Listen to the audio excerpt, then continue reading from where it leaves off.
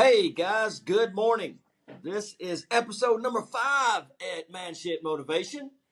And we're going to get it started off with a little story about yesterday. And played golf yesterday with a buddy of mine and his 2 sons. And it had to be the most horrific round of golf that I have ever played. I've played golf most of my life. And I don't play consistent. That's one problem. Uh, and I haven't played much this year so far. Of course, it's only March. Our local golf course here is had a total makeover. Every hole is different. It's not the same golf course that I grew up playing, but it's nice. But yesterday was the second or third time that I've played this year, and we only played 9 holes, thank God. But normally my golf game is fairly good. Um, I'll never make a career out of it for sure, but usually after the first 3 holes, I'm either usually even or maybe one over, maybe one under, but somewhere right in there. And regardless of how often I play, my game is usually right in that area. Yesterday, I was 6 over after 3 holes. 6 over. And I just could not ever get it together. I kept thinking, the next hole, I'm turning this thing around. I'm going to turn it around. I'm going to make birdie. I'm going to make a couple of birdies, and I'll get on, I'll get it back. Wrong. uh, it was awful. And as it progressed, my motivation started leaving. My thought process that I was going to hit the next shot the way I normally hit it started leaving me. And it got to where every time I was over the golf ball, I did not have good swing thoughts. I didn't, and that didn't help at all. When you don't have um, direction, when you don't have confidence, um,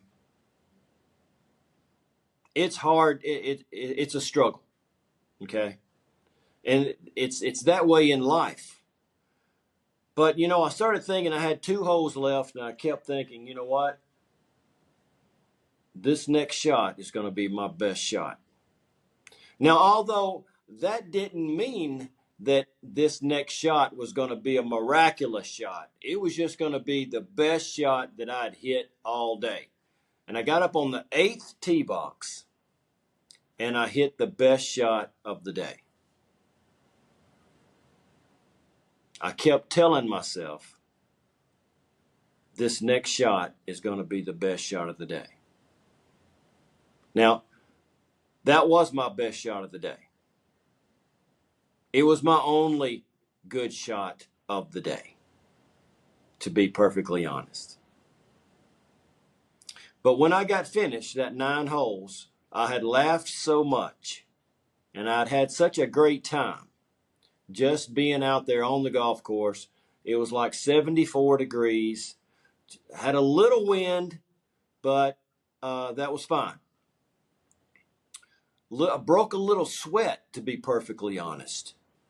And that was a good feeling on the golf course. I've played in 95-degree weather, man. I've played in 38-degree weather. If it wasn't snowing, we were playing. If it wasn't raining, we were playing. We didn't care how hot it was. But when I got finished yesterday, looking back at it, I never got upset because I wasn't playing well. I didn't throw a club. I didn't cuss everybody out. I didn't get mad at the group in front of us. I didn't get mad at the group behind us. I had a great time. Didn't matter what the score was. I was enjoying my time with a good buddy of mine and his two sons. And we need to be more like that. Do we need to strive to be better? Every single day. Every single day we need to strive to be better. Because there's room for improvement in all of us. There is room for improvement in every man on this planet. There's room for improvement for every woman on this planet also. But I'm particularly talking to you guys. So the next time that you're in a situation to where you're not quite hitting the mark,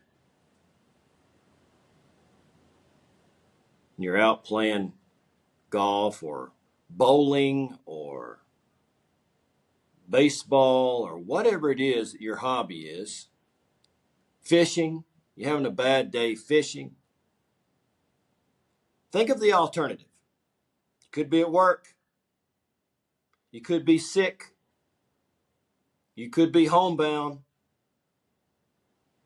But you're out doing something that you love. And there's no time to be pissed off, because this time that we have here on earth goes by fast enough, doesn't it?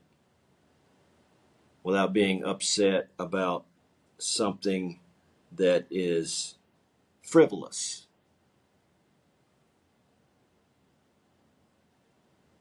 I had a great time. Enjoy those times when you're doing something that you enjoy doing. Don't get so damn wound up and tight about it and pissed off that you just don't enjoy doing it.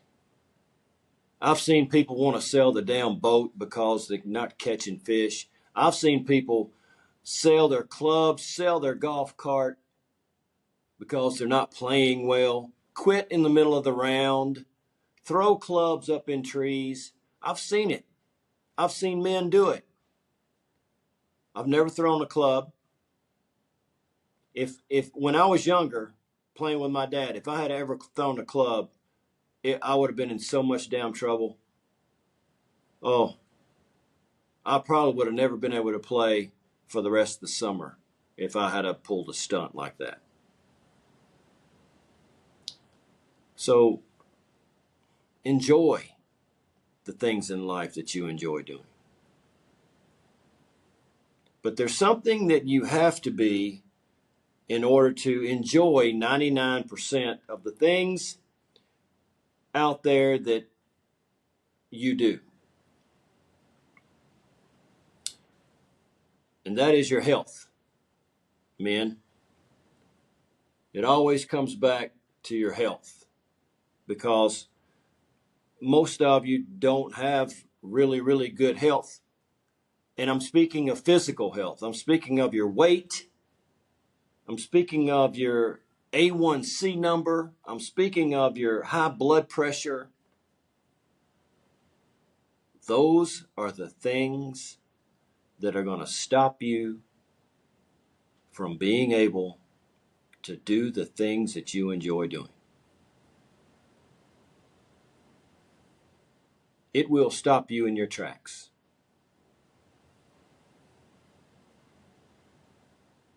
But most of you, you're going to push the limit.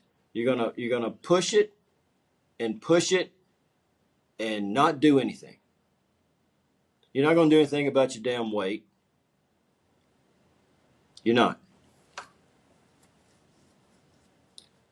Because you're bullheaded and you think that nothing's ever going to happen to you health-wise. I don't know why you have that thought process. Because eventually, like I said before, if you treat your body like shit, it's going to wind up being shit. Bottom line. It is a matter of time. A lot of you guys out there are ticking time bombs. I want to show you a little something that may surprise you, but I'm sure a lot of you are using this product. It's Coffee Mate. I'm sure some of you use it every single morning in your coffee. I did. I sure did. Until I realized something about Coffee Mate creamer. Let me show you something. Do you see that?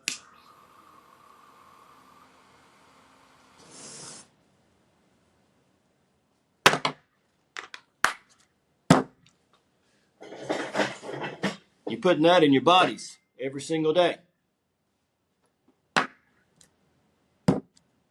To say the least, it's a little flammable.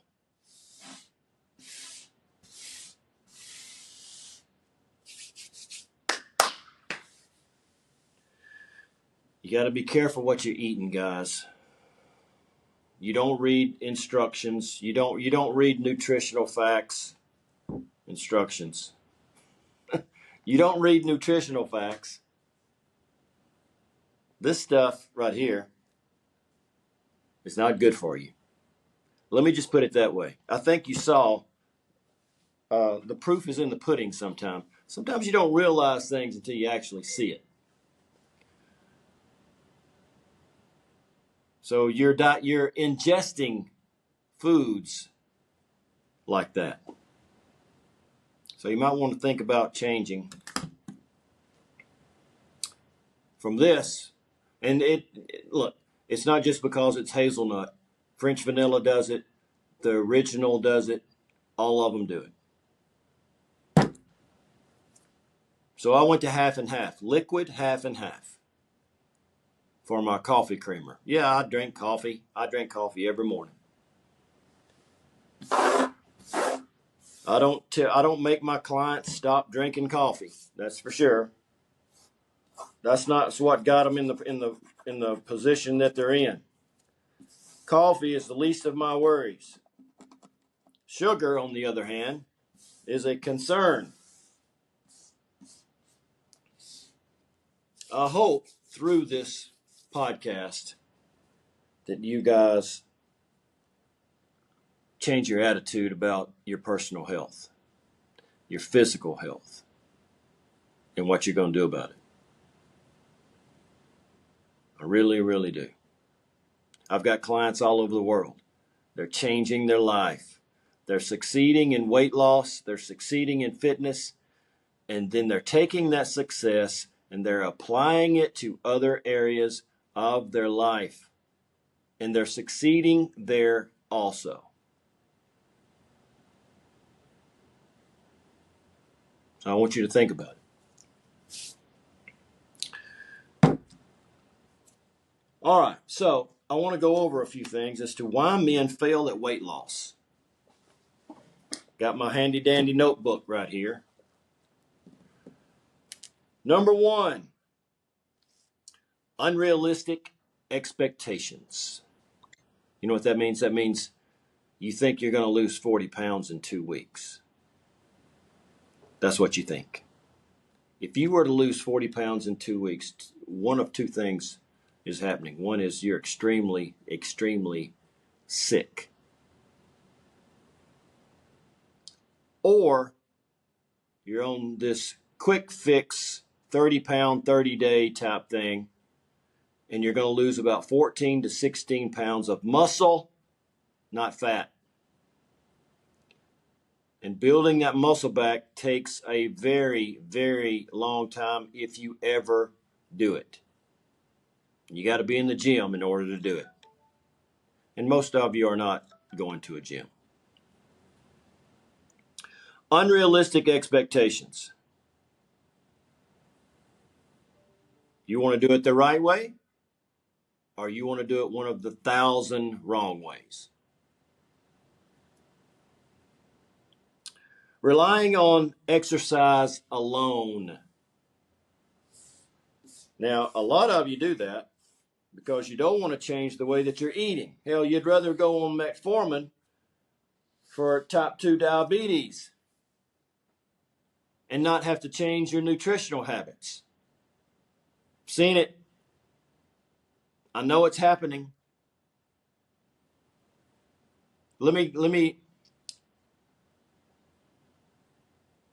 Metformin does not cure type 2 diabetes.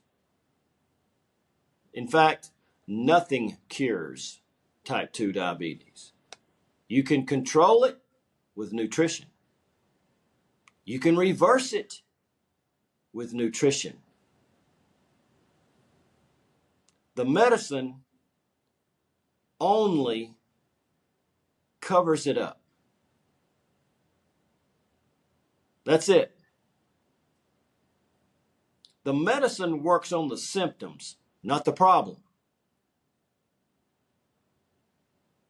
So do you just want to mask the symptoms, or do you want to fix the problem?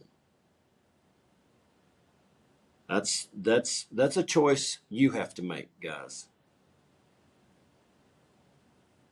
But it's a very, very important choice. Lack of structure. You're guessing. You go into something like this and you're just guessing. I don't know how many calories to eat. I don't know how much protein I need to be taking in. I don't know how many carbs I need to be eating. I don't know how many fat grams I need to eat. So you guess, and you're just banging your head up against the wall. If you're going to do it right. Ignoring hormones such as testosterone. Oh boy, this is a big one. I had another client reach out to me this morning. He had his blood work done. He had his testosterone checked. It was 180. 180.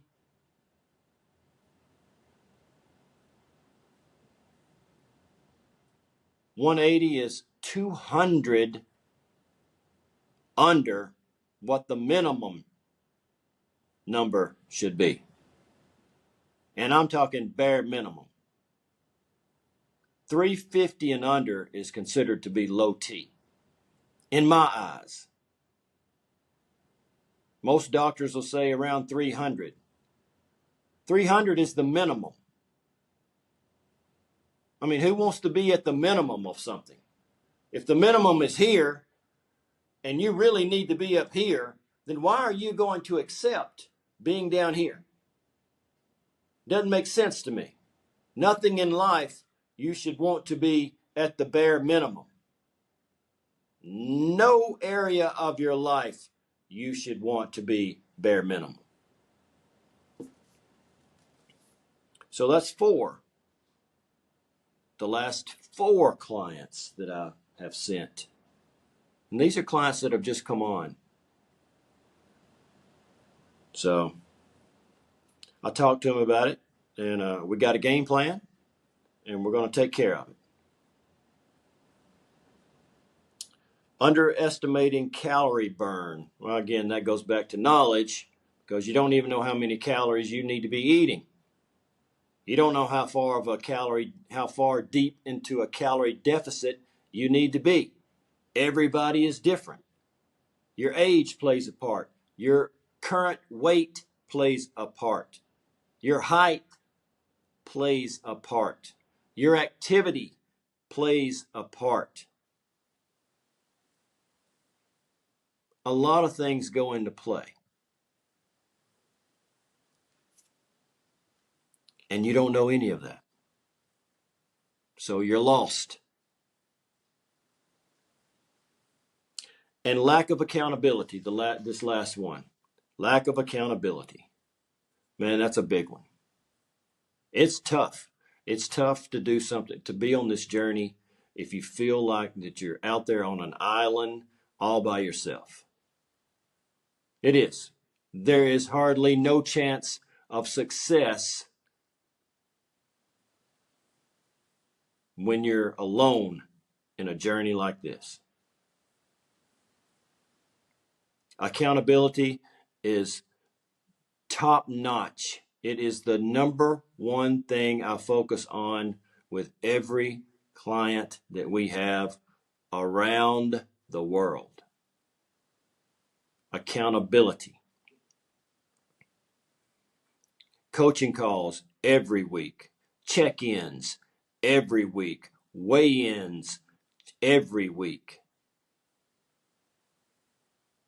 Tracking your food every day so you know where you are at the end of the day.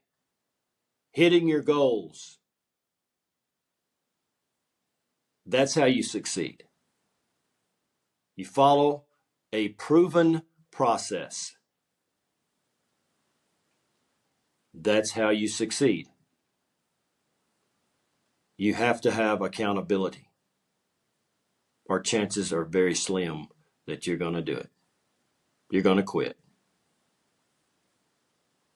Then you're going to be pissed off. And then you're going to start feeling like that you're the failure. When in actuality, it was the process that you went with that was the failure. It failed you because you were alone.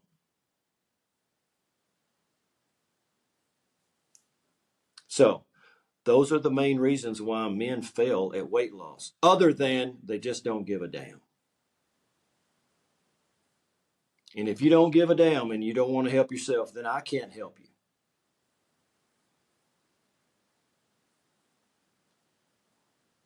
You have to be willing to make that first step. Guys, if you have any questions, reach out to me. Those of you who are watching this video on YouTube, send me a comment. Ask me a question. If you want to know more about what I do and about my academy, I'll talk to you about it.